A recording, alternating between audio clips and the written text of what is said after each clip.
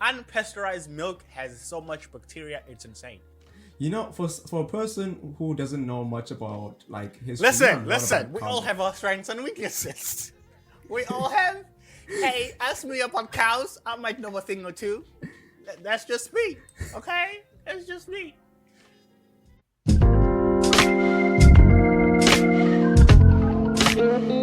Damn it! I wanted to do a trumpet sound since we're doing an military movie, but I blacked out. I don't know what a trumpet sounds like. We can do it again. That sounds like something from something. It does. Don't know what though. It's the old Superman theme. Sounds like that. Oh yeah. Anyway, yes, ladies and gentlemen, once again, welcome to the Chilli podcast. I am the one and only Jobadiah Tannhaus, and as always with me. Hello everybody, this is Pies in the 7th here. How are we doing today? Today we are good. I bought myself pillows, so I have good sleep now. Sorry, let's backtrack. Just once again. You bought yourself pillows. Is that to say you did not have pillows before this? Listen, we're focusing on what we do have now. We're not focusing on the past. We're focused on the present, and the present has pillows, and that should be celebrated. This is what happens when a male lives alone. This is what happens when a male lives alone. I have pillows now. 16 cans of bug spray, but no pillows. No pillowcase. One pillow. Ain't nobody write me. You wanna go night night? Ain't wanna go night night. Yes, I have. I'm an adult now, and I have pillows. That is a respectable thing. Shout out to everyone who has pillows out there. No. Shout out to everyone who has lived without pillows. That's what real man does. Comforts, get out of here. I don't have words for you. I don't know what to say to you right now. Like pillows was one of the first things I bought when I got my place. You know, that's fair. That's fair. What's the first thing I bought? A broom. No, I'm lying. Okay. I mean, needed. I bought the air freshener thing. Huh? I mean, I'd say a broom was needed. But there were brooms here, so oh yeah. I bought the air freshener thing because this place smelled like a thrift store, and I was like, no. You know what? Yeah, fair. Anyway, people, today we are talking about one of the greatest films to come out of this decade. Truly a cinematic masterpiece, if you may. Yep. Is this our? Yes. Is this our? Of course. First, what do you call it? Historical movie? No. It's not a biopic, but what do you call a movie that's set in like back in them days? Period piece. Is it? Yes. Because we haven't done anything that is like based on events of based on a period piece. A period, yeah. Yeah, so this is our first period piece, yeah. Yeah. Great start to the period piece genre then, if you ask me. Yeah, brilliant start. 1917. When did it come out? 2019? Yes, 2019. Then it should have come out in 2017, because then it would be like 100 years later, you know. That would have been awesome. They missed it, man. They didn't think it through. That would have been yeah, 100 years later. Yeah. That's a terrible title. But yeah, 1917. So what, World War epic? World War One, I think. Yeah, World War One. Yeah. Man, how many wars have been there? We've got the two major ones. Which World War is this? The first one. You know, I'm one of those guys that do not know the wars.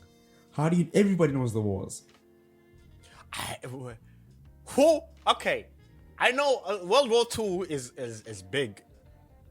I mean, there was a second one. Yeah, but it's a sequel. The First World War, I have no idea. Who was fighting in the First World War? The Nazis. Isn't that World War II? Both of them, bro. Wait, so they fought World War I, took a break, came back again. Not took a break. Like, I'm just take a few minute break, and I'm gonna get back to you later. Oh, wait. So the World War II, Google says World War II had Germany, Italy, and Japan versus France, Britain, and US. Yeah. That's World War II. Yeah. World War One? What? Bro, it's still the Germans. Well, bro. they didn't say then. Yeah. The Great War? It's the first one, bro. Okay. What's Google saying? Google is not giving me countries. It's just that a Great War, global conflict, 1914 to 1918. Hey, that's a year before this movie. I almost said this movie was released. Before the events of the film. Oh, so it was. My dumbass thought it was World War II. Nah, World War II was later. Wait, is World War One? I did not take history. No, but like even in grade 8, bro, everybody took history in grade 8. Yeah, because I remember my grade 8 notes. Fair. Wait, so World War One was the Nazis involved? Yeah. Is that also Oppenheimer and the big bomb, or that's totally different? That's the second war. Oh, okay. Yeah, the big bomb was the second war. Wait, in the big bomb there was Hitler involved though. Yeah. Wasn't Hitler Nazi? It's from Germany. Yeah. He's famously that's German. World War One. But both of them were Germany, bro. Both of them. Oh, Germany won its smoke twice? God damn! God damn! Yeah, Bro, people listening to the podcast and realizing how uneducated I am, and it's gonna be hilarious. As I have no idea what the world war is about. I'm not even kidding. Yeah, I don't know what to do with you, man. Because I'm not also like a huge history person, but from my memory, I think Hitler took command going into the Second World War. The First World War, I don't know who was like the main dude, but it was still Germany though. That I know. Oh, so it was Germany, Austria, Hungary, Bulgaria fought against Britain, France, Italy, Canada, and US. Mm-hmm, that's World War One, though. Yeah, that's World War One. Yeah, and then in the Second World War, Japan was with Germany, I think, and a few other countries as well. Japan. So World War Two. That's World War Two. Yeah. So World War II, I remember. Remember Hacksaw Ridge? Don't say I remember like I was there. The movie Hacksaw Ridge. Yeah, I remember that movie. Though the Americans were fighting against the Japanese, so that's World War II. Yeah. Yeah. Okay. God dang. Hey, there's Hitler. Oh my God! Why am I saying shout out to Hitler? Why would you? He's there on World War II. Yeah. Oh, because you were saying he took command. Yeah. Oh, okay. He used to be an artist, famously. Huh? He used to be an artist. Yeah. Man, you know what? Some lessons you just missed. Ask me about shapes and colors. I'm your guy. Okay. Ask me about complementary colors. Ask me about balance. Yes. Yeah. Ask That's me about the Canadian-African border. I have no idea. Sorry, just the Canadian what border? Listen, silence. The Canadian what border? The Canadian-American border. Okay. Yes, that's what I said. I just had to. I don't know what you. Just checking. Oh, yeah. Isn't this film also based on like loosely based on real events? Or is it just my imagination? It partially inspired by stories told. Ah, okay. So it's like people who were in the war, and then they were telling stories. And then Sam Mendes was like, "Hey, that sounds like a cool story. Let's make a film out of it." The first war. Oh, this is the first war. God damn, I thought it was. Yeah. Yes, no, I'm just saying. The first war. Yeah. Okay. What's good old IMDb telling us about this? According to IMDb, I almost said Sam Mendes. 1917. April 6th, 1917, as an infantry battalion assembles to wage war deep in the enemy territory, 2 soldiers are assigned to race against time and deliver a message that will stop 1,600 men from walking straight into a deadly trap.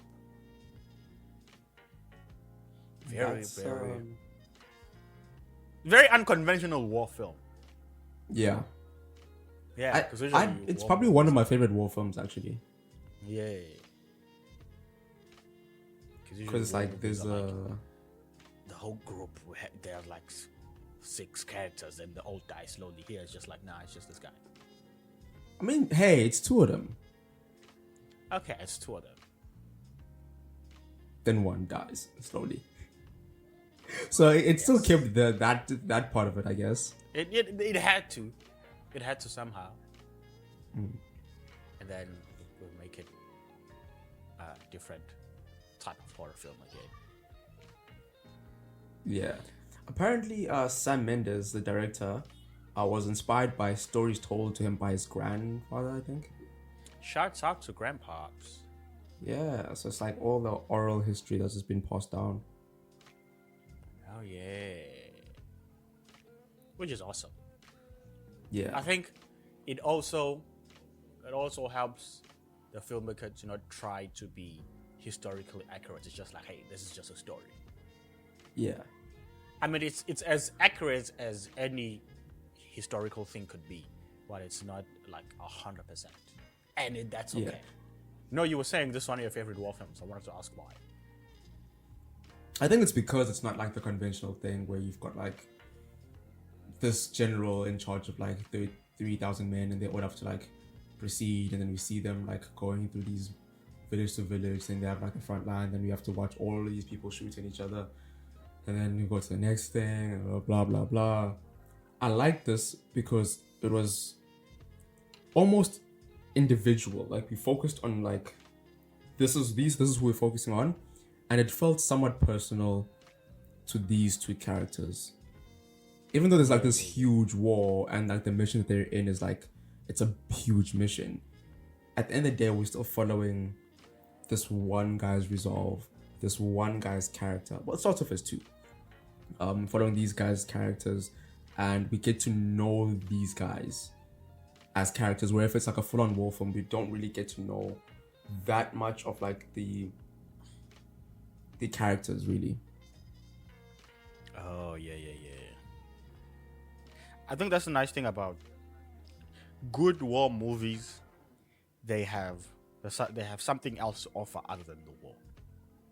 Yeah. There has to be a story about the people themselves, not just the war. Yeah, because I mean, the war is important. Yeah, I'm not saying the war's not important, but like we want to give us something else, you know? Because like I studied about the war in school, so I'm not gonna be interested in like, not necessarily that interested in watching something I learned about, but like now focusing on like 2 individual characters carrying out a mission. Now I'm interested. Like, because I know the results of the war, I know what happened in the war, I learned about that, but I didn't know about this specific story involving these 2 characters. Right, so I'm like, that's a very important part of it.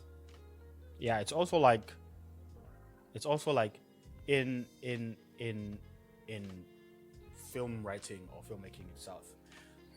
If you're making a story about war, the story shouldn't be about war.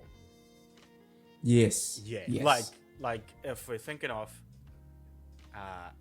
Hacksaw Ridge, for example, the story is about war, but the story is about this man who is a conscientious objector who doesn't believe in violence. That's the story that we follow. look at Oppenheimer. That has the I was war about, there, yeah. but the story is about this man who makes a deadly bomb. The big in all- bomb. Yeah, in all the other stories.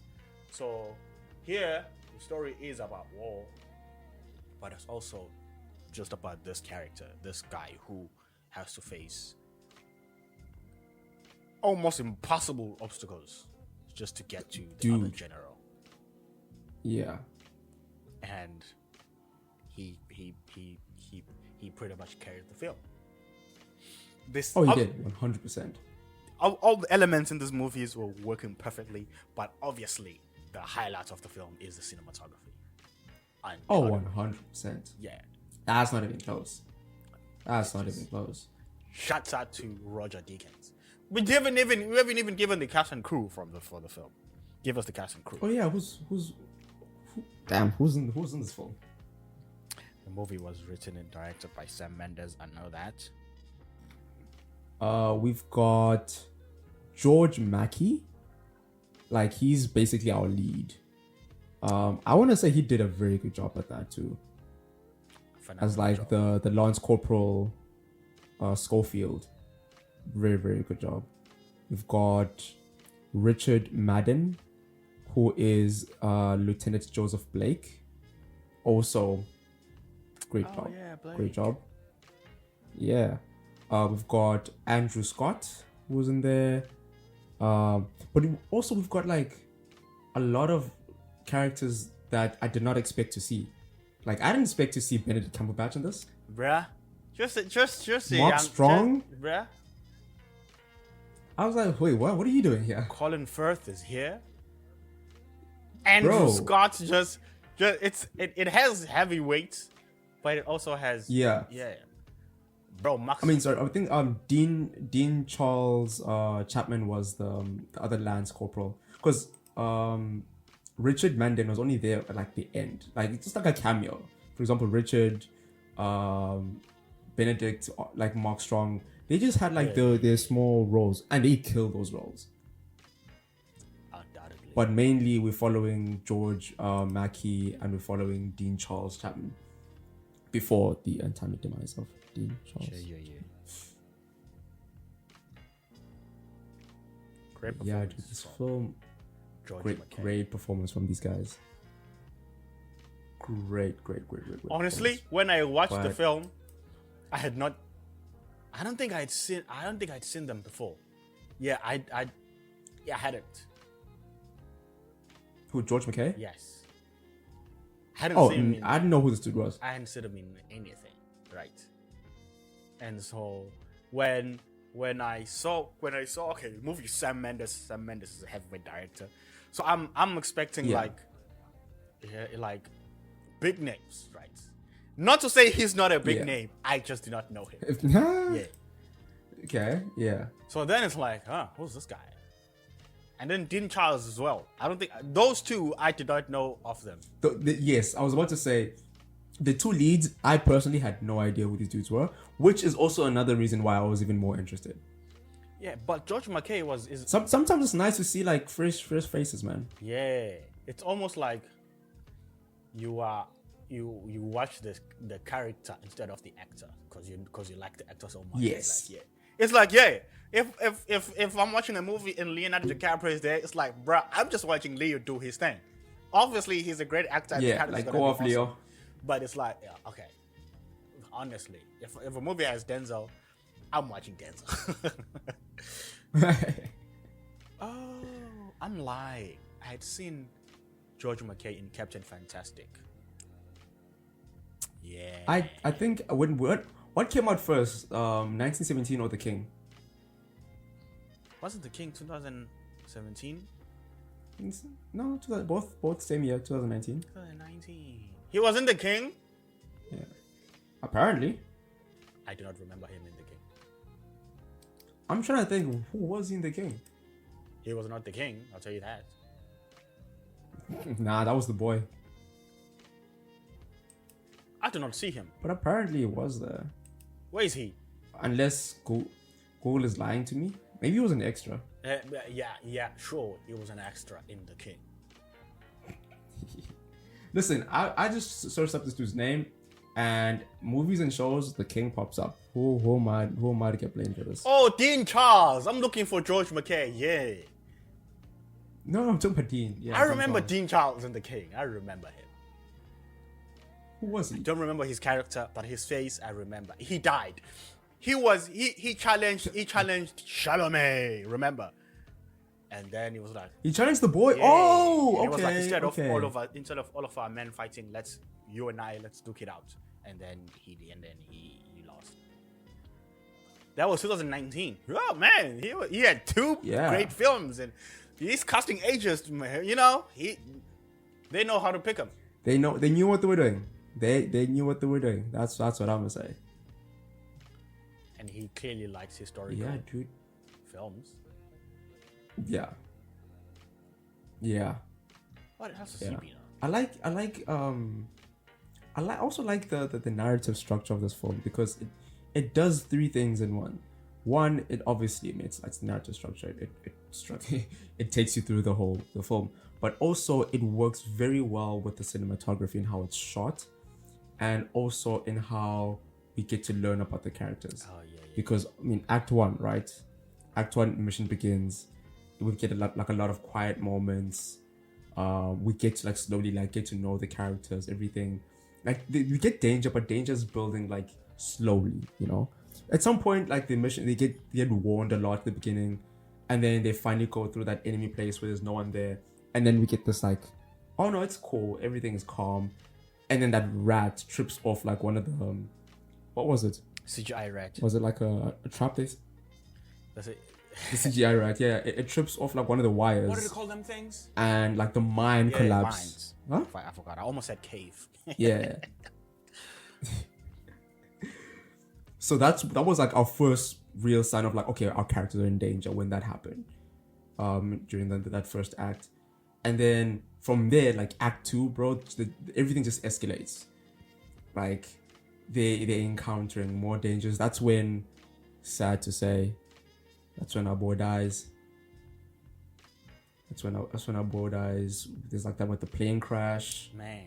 And then he gets picked up by the other, what are they? The other squad in their side. Yeah. They give him a lift. And then he meets up with the enemy sniper at some point. Then he ends up in this town that's occupied by the enemy. So Act 2, bro, the danger is just escalating. And then into Act 3, then it's that's the race against time. Now you're okay, crap. Is this dude gonna actually make it? Because if he don't, a lot of men will die. And what's crazy is, as you're saying, that the narrative structure does a great job at revealing us the character.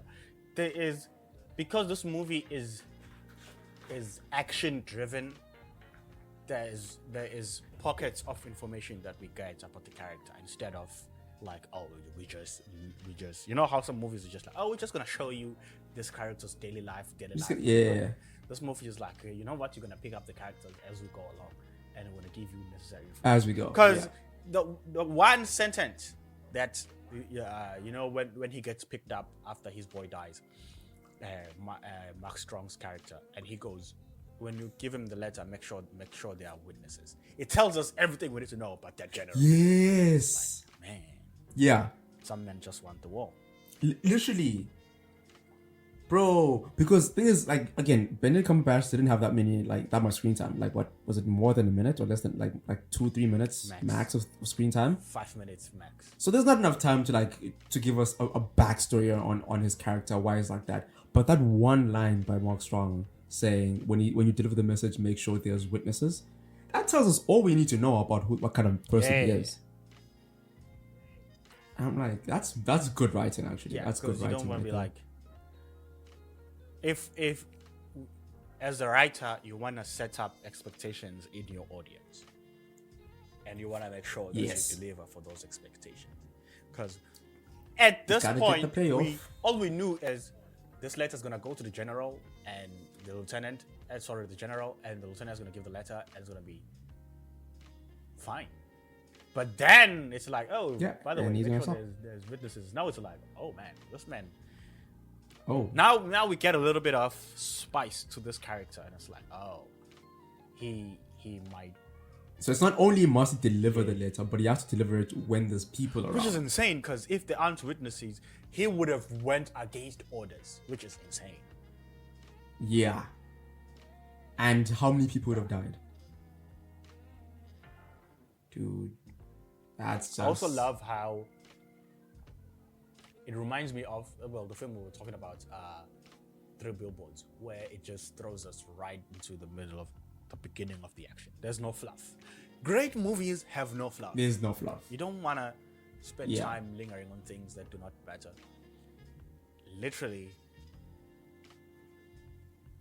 they stop moving. Sorry, the film opens with them literally almost taking naps, and then the guy's like, "Hey, the boss wants to see you," and then immediately that's when the story starts. There's nothing else it's like, left to be done. It's like there's nothing, because they're just chilling there, and the boss wants to see you, and he's like, choose your second, like choose a person to come with you, and he just chooses. Imagine being the person chosen for that mission, bro. Yeah, because you don't know. It's like, oh, I'm gonna be mad. Because he thought we're gonna go probably go over there to get some bread, or get some sure. Lookouts. And it's like, nah, we're gonna go to enemy territories for this letter, and it's like, whoa. But that's Colin Firth, right? Dude. Who gives them the letter? Yeah. And it's also, bro, but like the character. It's also awesome how the exposition doesn't feel like unnecessary exposition. Like what? It feels very necessary. Because when he explains the letter, when he explains how the enemy is almost fooling them into thinking that this area has no one, only for them to attack, and how they should go about, and how there have been planes. It's necessary information that they actually need. It's not like they're giving the audience information. That's one of the things when you watch movies and it's like, these people are talking not because one person needs the information, but because they're telling us, the audience. They're telling us, the audience, because we're too dumb to figure it out. It's like when two characters meet and they're like, "Hey, little bro, how you?" Nobody says, "Hey, little." Nobody. Oh, hey, big sis. Oh, hey, big sis. Hey, what? Who talks like that? Hey, big sister. Remember Succession. I bet money. Yes. I bet money I will die with this. On episode 1 of Succession, you were trying to figure out who these people are. And at no point was someone saying, "Oh, hey, bro," or "Hey, sis." But somehow, through the immaculate writing, we quickly figured, oh, these are brothers. Oh, this is the family. Oh, this is the youngest. This is the oldest. And it was just like, the audience is smart enough to figure that these people are brothers and sisters. No need to fit them some shit. So here, the exposition is made in a way that it adds to the obviously to the story, but it also gives us the stakes that are in. Like if you don't do this, this is what's gonna happen, and that's immaculate. True. Dude, and it's like with the first guy, Blake, right? The stakes for him are personal. Yes. Personal and emotionally driven, because his brother is one of like the soldiers that are in that group that might possibly die if they continue with the mission. And then Schofield, who is the guy that he chooses to go with him, at first he's reluctant because he's like, bro, we can't do this. Okay. Like he's in a way the voice of reason in this impossible mission that they're doing. But then as we follow him, he actually becomes the heart of the story. He like the resilience, and he's like the need to follow through and finish. It's also damn crazy because these two characters, it's very subtle, but they're contrasting. Cause Blake loves home. He loves going home with family. But Schofield has no one. He doesn't. Yeah. He hates going home. Yeah. So for him, it's almost like I'd rather be here than go back. But at the same time, I don't want to be here. So he doesn't want to be in danger. Yeah. But for some messed up reasons. But he doesn't want to go home either. And I love that they didn't tell us all the information about what's wrong with home or everything. Give us only what we need. Yeah. So he has to come out of this. That was. What really would good you done. say his character arc is? Because I'm trying to think. I remember when I was watching the movie, I was like, this man. Oh, you know what I would say? This is me. I feel like he had no personal reason to fight in the war. Yeah, because Blake had family and he had his brother over there.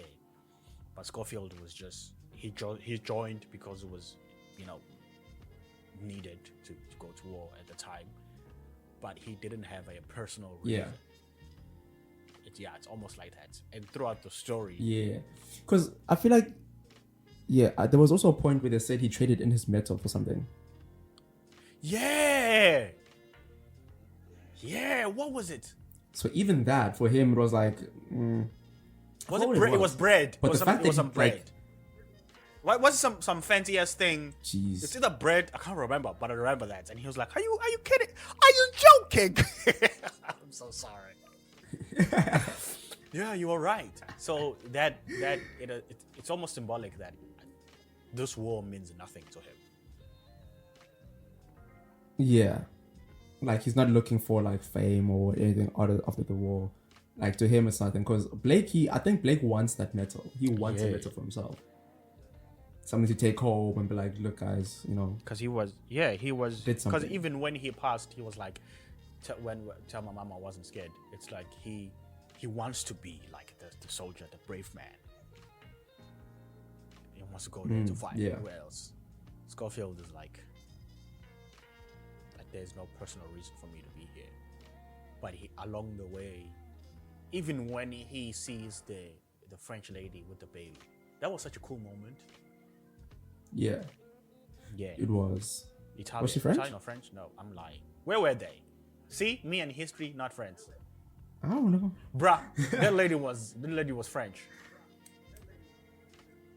Bonjour. I'm just. This is I so don't. horrible. Was she? Crap. I just realized I streamed the movie, so I don't have it.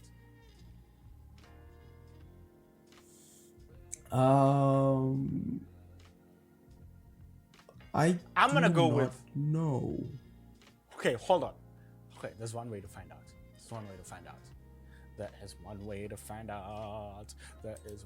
to find out. There is one way to find out whether the lady was French or Italian. Oh, have you seen All Quiet on the Western Front? Sounds familiar, but I don't know. No. Yeah. You're right, she was French. It was also a war film. It's so different. It's so moody, man. But we might talk about it at some point. Okay. So Put it in the back burner. when he meets the French lady, it's almost like he sees, like, there are people whose lives are in danger. Yeah, he sees that and is like, I have to stop this because there are innocent people who are being harmed or are being hurt by this. And he almost learns to not only see things for himself, but to see the... Now, I don't want to say the greater scale of thing, because it's still not the greater scale, but to view it to see how it affects another person, not just him. And then he's like, yeah, I have to save. Because he gave away all of his supplies, like the food, the milk, everything. He had to. But it also shows like his heart as a character. And this is just me. But when you remember he finds the milk from the cow and he takes the milk, and then and you're like, why would the nigga get some milk? And then the milk comes in handy towards the end of the third act. Yeah. But in my head, I'm like, bro, that baby's gonna be sick. I was like, oh, boy, that baby's drinking cow milk. Oh, the baby's gonna be sick, man. Don't do that. But for the film, I was like, oh yeah, it is so heartfelt. it's so awesome. But I'm like, man. Hey, it's better than nothing, bro. Man. The baby has and cow nothing. milk is the best. That baby go diarrhea all of its body parts. I was like, oh no, poor baby. Oh no, oh no. Wait, is cow milk bad, baby? It's not even close. Not even close. And that is straight from the cow. Do you understand? That is straight from the cow. That baby is not. That baby's not gonna make it. This war. The war is the. Listen, the baby's gonna make it. The baby had nothing, bro. The baby had. Bro, the baby imagine you are hungry. Imagine you are hungry. You're starving. You have nothing. And I'm like, here's 6 packs of Retex. Are you gonna be thankful? And That's not the same. That's not the same. Because it doesn't have like all the nutrients the baby needs, I'm guessing, but it's got something. 4 cows. Okay, what if like the mother drinks it, she gets energy and maybe she can produce like Yeah, in 3 weeks. Not right now. Cow milk is not even good for cats. Imagine a human baby. It's not even good for grown-up. Unpasteurized milk has so much bacteria, it's insane. Also, you know, for a person who doesn't know much about like history, listen. We all have our strengths and weaknesses. We all have. Hey, ask me about cows. I might know a thing or two. That's just me. Okay, it's just me. It is what it is. Don't be out here. My bad. Listen, because kids, I'm actually reading up on if it you now. do not know anything about wars, no thing about cows. Read up on cow milk. What it is? That is a tagline for this episode. We're gonna have a description for 1917, and then IE read up about cow milk. And people are gonna be like, "What? What are you talking about?" Listen, yes. They're learning a few things. At least, yeah. At least the war ended like weeks later, so the baby can still make it to the hospital. No, but gotta survive somehow. Visually, this movie is stunning. Oh, like you could tell. Here's the thing. Here's the thing. Dude. Roger Deakins is undoubtedly one of the greatest cinematographers. Undoubtedly. But what Roger Deakins does is I guess all great cinematographers do. The cinematography does not draw attention to itself. It's not gimmicky. Yeah. Right? Yeah. It's not gimmicky.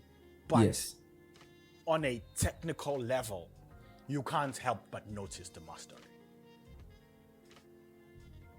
Yeah, you can't, because you know that the cinematography is for the story, yes, but holy crap, it's amazing. Mm-hmm. The way they chose their, I mean, I guess I don't know if I want to say chose the locations, because it's probably like following the same in this history, but like how everything was just set up, which is beautiful. Visually, it was beautiful, but it wasn't like you said. It wasn't like, hey, look at this shot, look at how great this shot is. It's like, that shot is great, yes, but like, it's serving the story. It's like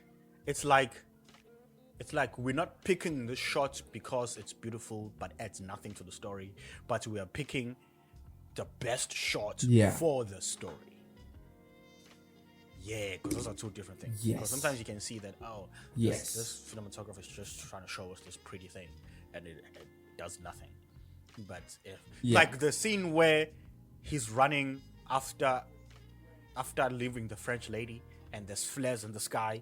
Oh, that sequence, bro. Yeah. Oh, and the lighting keeps changing, and you're like, bro, beautiful. This is perfection right here. Beautiful, dude. Oh, this is perfection. Yeah. Bruh. That was the shot, dude. Because I was like holding my breath during that shot. I'm like, jeez. And I think it just adds, because it with like the whole like, I think the main thing, we haven't even spoke about this, but like the whole one shot technique of this whole film, it makes it's like we get a sense of POV, as in like we're the third person in this mission, and with its continuousness, we get like a continuous emotional connection to the character and the story, and we get like a very heightened sense of immersion. So when we see like anything that we see, it's like we're seeing it as it happens in real time. We're there with it. So even the shots, especially when he's running, it's like we're there running with him because it's like so intense. And we just like when the lights change and he's running, ducking into the shadows, out of the shadows, bro. Beautiful shots. It's like beautiful shots. Like what you're saying, the choice to make it a single take keeps us engaged, and it keeps us connected, to the character and the story, but also because of the nature of the story, I would say, how it's almost like it's one single goal. It's like it's almost like one pathway, nothing left, nothing right, just one pathway. Like a single, yes, like a single. There only is one. Wouldn't pathway. work for a movie like Inception, for example, because you go there, you go to these characters, we go back, we go forward, all those kind of things. But it's like one narrative, no flashbacks, no nothing, no cutaways. It's just this one narrative string that we have to follow, whether we like it or not. We have to follow. Yes, we don't cut to the general on that side and see how he's planning. We don't cut to the other people. We're following this. This is our goal, and this is our only goal. Everything else is happening. Everything else. I mean, the war is important, sure, but nothing else is as important as this one goal and this one mission that we are on. It's very awesome, because if you contrast this with Birdman, where it's also a single take, but it's for a different reason. Because Alejandro was like, the reason he picked a single take for that movie was like, for him, it's as soon as we open our eyes, there's no cutting. We're just following events. There's no cutting, until obviously we go to bed at night, and that's almost like the rolling credit. Where here, the single take is used to heighten the story and to heighten the stakes, the narrative intensity, where we have to be here whether we like it or not. Like no other character in Birdman, there are other characters. We follow this guy, we follow that lady. Yes, we follow him. Which is awesome, dude. And I think that's probably one of the reasons, going back to what I said earlier, one of the reasons why this is my favorite war film. Oh, it's awesome. Because it's like we are there, we are immersed in the story, and we have one single mission. We interact with other people, but they're not important. We have a mission. The characters have a mission, and we are with this character in this mission, and it's our only goal. Because I didn't find myself at some point wondering, I wonder what happened to that guy that gave them a lift. That's not my priority right now. My priority is we're trying to get this letter to the general. You don't even have time to have those thoughts, because you're constantly like, man, don't die, man, don't. There's no time, bro. Don't die. That's the only thing in mind. Like when he falls into the river, even before he falls into the river, when he's running, he falls into the river, and it genuinely feels like, okay, this is it. Like literally, nobody could survive this. And then he floats, and then he sees those dead bodies. It's almost like you can't catch a break, because when you think, he survived, you're reminded that there's danger, there's actually death looming over you, because dead bodies just hanging out at the river, and you're like, oh my god. It's a reminder. Just dead bodies. It's almost a reminder that this could happen to you at any moment. Yeah. But it makes sense, dude. But again, we shouted him out before, but I gotta shout him out again. The cinematography is beautiful. I wasn't even surprised, but it's insane that, not even insane, but actually kind of insane, but actually not that insane to think that the same guy who shot 1917 is the same man who shot Sicario. He understands what the story needs. Oh, you know what? Okay, Roger, man, Roger is a heavyweight. It's not even a question. Yeah. And he would. I mean, best cinematography. Yeah, after like at the Academy freaking Awards. 20 years in the industry, that's one thing that people were up against. Like, bro, Roger has done so much, and he's proven himself once. Huh? Hey, he got one though. Yeah, he got one, but he should have been getting them. That's what we're saying. True, he should have been getting them. Makes sense. Blade Runner. But also, you know what? Yeah. Tell me why you can. Cinematography is beautiful, but dude, like this film got best cinematography, best sound mixing because the sound was perfect. It fit everything. But for people who might not know, it also got best visual effects. Yes. CGI, right? But not also CGI, right? CGI characters. CGI cuts that we don't see. I saw cuts, yes, because I saw one of the behind the scenes. Because I mean, this is a one continuous. Like, obviously, you can't have a. I don't know if there are cameras that can like shoot. Because I mean, these guys have to sleep and wake up the next morning and pick it up again. But obviously, when they do cut, it's going to be almost next to impossible to like find the exact position you were in last and so forth. They did like months of rehearsal to like try to get as close as possible. But to make the cuts seamless, where they have it, they would get like a 3D model of the character and match the pose before, and then just animate those few seconds to get to the next pose. So it looks like it's a continuous take. And I think that was one of the reasons why I think it's deserving of best visual effects, because it's the seamless. Visual effects, they don't scream. It's just seamless. Yeah. There's no CGI bear that's like, hey, I'm a CGI bear with 3 guns. This? It's almost like, hey, Marvel, if you know you're going to use CGI, plan ahead. Just do that. Can we please plan ahead? That's all we want. Because if you remember, The Killer for David Fincher, the amount of CGI that is there. Is insane. Yeah. But when you watch the movie, there's nothing that says CGI here. That's the kind of CGI. It doesn't scream CGI at all. But also compare that to the CGI of Blade Runner 1917, where the CGI it adds to the world, to the character, it actually adds to the story. Yes, that's intentional CGI. As viewers, we obviously know that there's no flying cars. But at the same time, in the world that we're in, the flying cars make sense. But at the same time, they look realistic. They're not half-assed, wonkly. They fit the world in that time, and like even the cinematography, the grading, everything makes it. You know what it is? This belongs here. It's like CGI. Not only CGI. Any element of film or of any artwork cannot achieve anything by itself. Yeah. What is that saying? Yeah, of course. 100%. The sum is greater than the total of the whole. I don't know what it is. But the individual parts are as great as the total.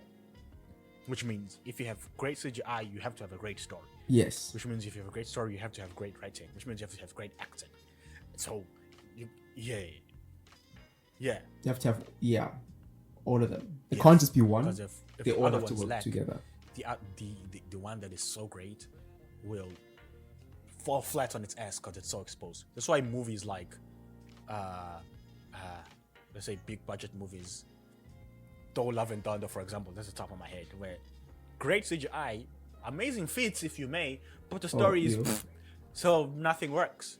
We have movies like The Killer, where the story is so minimal, but the CGI is awesome and flawless, and it works. You have stories like King Kong, for example, where we know there's no giant ape, but it adds to the story, and the story itself, the acting and the writing is awesome, and it works. Oh, but like another example, I'd say Godzilla -1.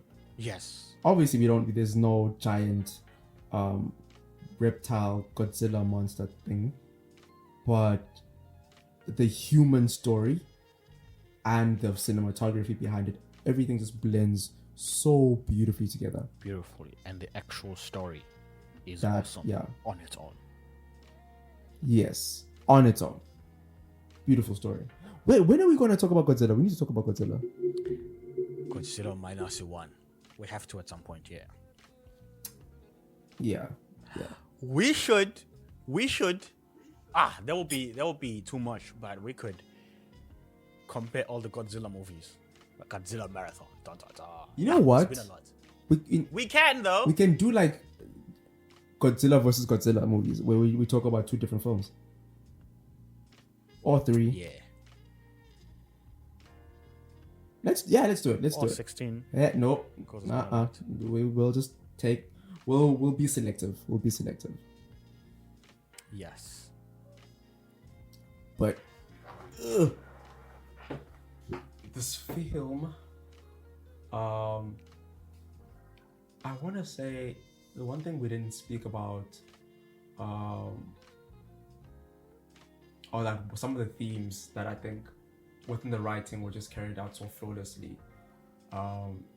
One of them was like, we've got the sense of duty and sacrifice, and I think that's like one of the main things that stood out to me in the film, because again, like, these are soldiers. This the sense of duty is innate to them. It's like they're not just fighting, but there's a lot of things that they have to. They're surviving as well. They have to survive, and they have to, like, especially when we mentioned the baby.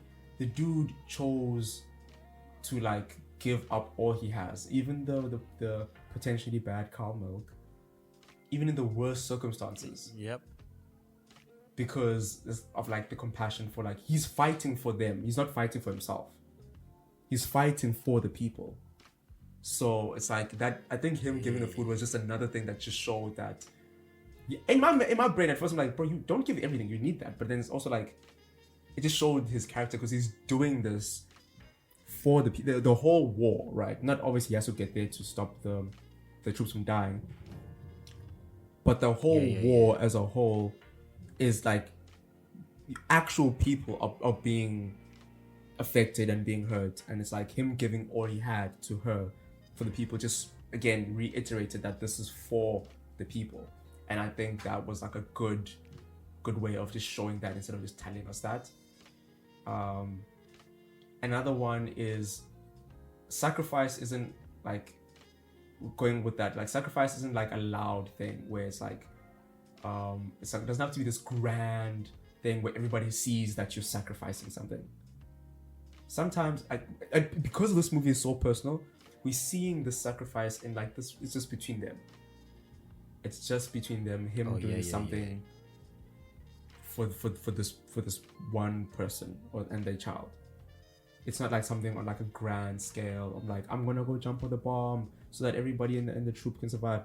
Obviously that's still a good noble sacrifice, but I think within this film and how personal this film is, even though it was a personal one to affecting the one person, it was still big in showing this person's personality and like the whole meaning, I guess, behind it. Because it has to mean something on a personal level to the character. Yes.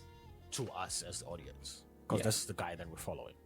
Yeah, that's our dude. That's our main dude. Because it also happened when he helped the German guy that killed his friend. Yeah.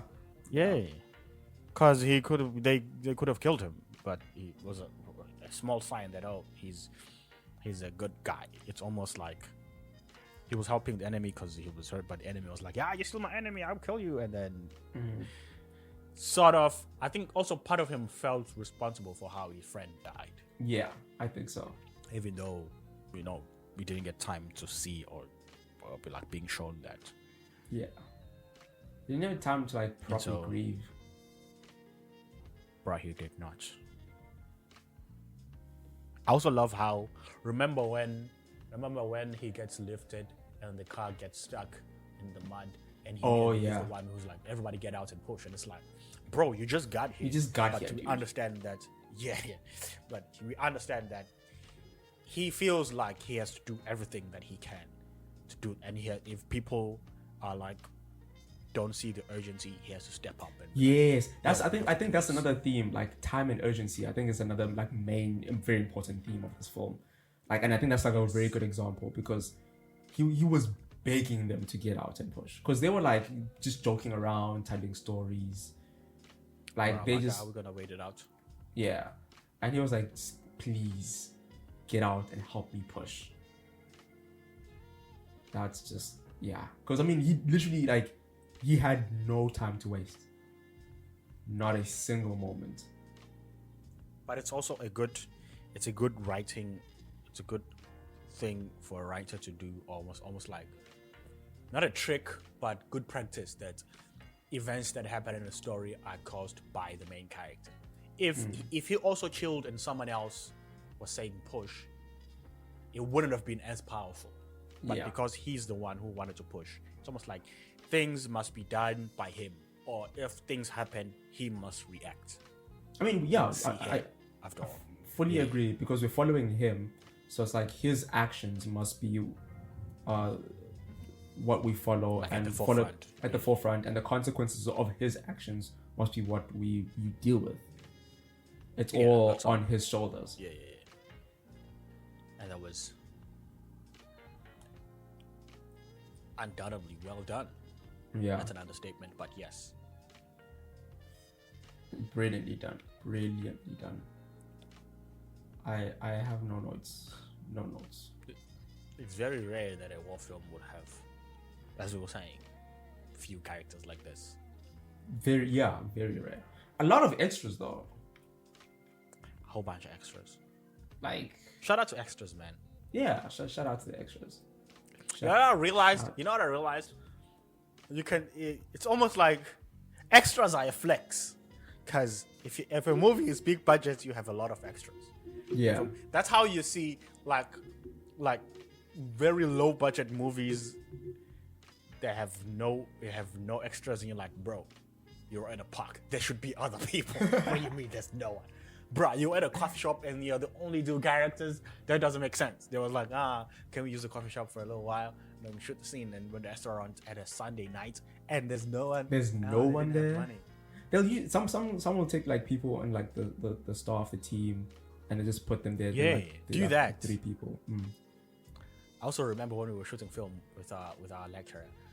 I was doing cinematography, but I also had to be an extra and be a doctor. And I was like, give me a stethoscope. What's my character arc? I'm here because I'm trying to prove my parents. It's like, bro, you don't have no lines. Just walk by. That's all I have to do. Just to walk by. I'm like, okay, but how do I walk though? What's my walk? Get scared out of it.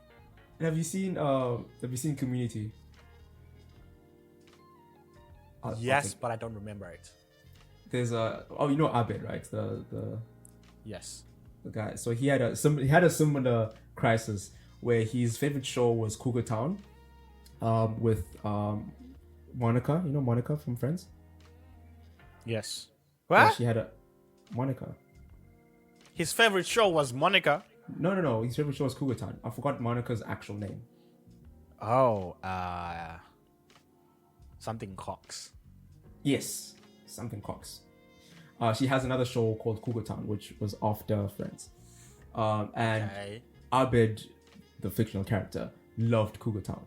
And in this one episode, he got in touch with the makers of Cougar Town, because he was like writing a lot of fanfic and stuff like that, or commenting or whatever. I forgot what it was. But they invited him to the set of the show.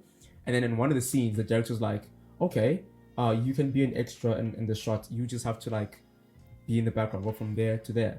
And then Abed was like, okay. But then as he started walking, he started remembering his past life as his character, where he went to high school, what he did as his character, like he was living as his character. And then the director called cut, and then Abed is like, wait, I'm not done being this character. Can we do it one more?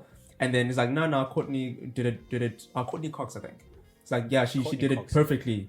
She did it perfectly. We don't need to do another take, and that's it. And then Abed was like, he felt like his character died, and he pooped his pants. Because his character died.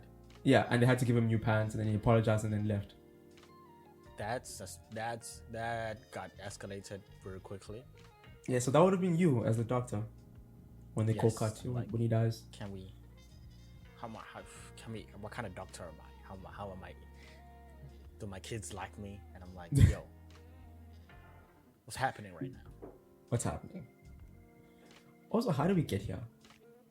Because of the extras. Oh, yes. A whole bunch of them. Even a lot of extras. But there's a lot of extras, but there's also a lot of I like how it's not constantly a lot of people in the film. Yes, there's a lot of moments where it's just him and downtown. There's a lot of moments it's just him, and then you almost remember that, oh crap, there's other soldiers. There's an actual war going on. Then you see other people. Yeah. And also when you see the enemy, it's like, oh, yeah. Dude, but like that last shot, well, not the last shot, but the shot where he's running and like the rest of the troop is charging on. You know the trailer shot, the one at the money shot. The money shot, dude, that shot is beautiful. Beautiful, because like within this chaos, man has to be focused. He has a mission, and he just runs through the chaos. I'm like, perfection, chef's kiss. And he wasn't supposed to fall, apparently, in the script. Oh, really? Yeah, he was just supposed to run straight through. It was supposed to be like a nice moment with music, and homie fell, and he kept it going, and they kept it in the film. Oh, I think that was actually better. Way better. That was way better. Because everybody just kept it moving. Yeah, because it's like a $500 million budget film. We can't be like, hey, come back. We can't. Just time it correctly, and then you have to run. And I don't know, but it's hilarious to me that no one thought, hey, these guys might run into the sky. Like, no one pointed that out. No one thought, like, because he's not looking at them. He's looking straight ahead. Yes. And he's running. It's not like he's walking, because if you're walking, you can see someone and stop. But like he's running, and the people are running perpendicular. At some point, he's gonna run into someone. Maybe it was supposed to be like, if you running towards him, dodge him, and don't hit him. Ah, yeah. But also these guys have like helmets and like heavy equipment that they're walking with. I understand like how you'd miss him. Yeah, but that fall would just added to the film. Yeah, it was brilliant. Shout out to people who fall. We love you guys. Shout out to all the fallers. Gang. But yeah, again, you mentioned the cameos. Benedict's character, dude. He like when we finally saw his face, I'm like, oh, it's Benedict. But then I was like, when he said his first line, he's like, yep, this is the type of person who would probably disobey orders. Yep. I was like, yep, no, yeah, I believe it. He was ready to. Yeah. So I think it was good foresight or like. Yeah, and there were other people in the room, so that helped. Yeah. Because he was so intimidating. That guy would have crumbled. Yeah. Yeah. He wouldn't be like, hey, hold on. Can you hold on for a second? Hey guys, can you come in here real quick? Real quick. I just wanna. I need people to be like here when I. There's no time for that. Bro. No, but the movie was great film. Great film. Great film. Final thoughts. Final thoughts. I love how cinematic it was. It felt like a movie, which is awesome. Mm-hmm. Yes. 100% agree with that. My final thoughts is I'd say everything, the movie, the script, it all felt like a ticking time bomb. Yes.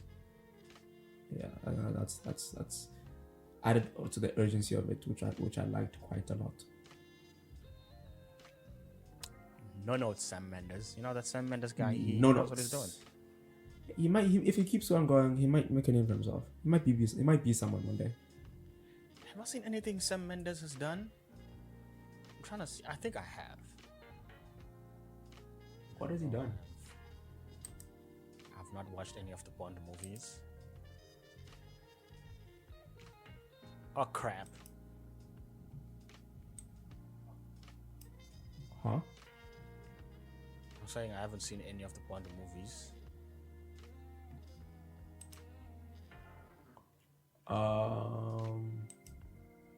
Yeah, Sam I remember. Mendes. I've seen the Bonds. Shout out to the Bonds then. Yeah, I've seen the Bonds.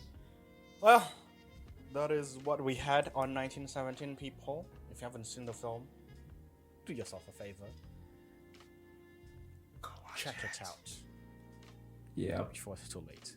Watch it before there's World War III. Don't say that. Hey man, world's crazy out now. It is. That is true. But yeah, do yourself a favor, watch the film. You will not regret it. Hell yeah, Kite Man. Alright, until next time, All right, goodbye.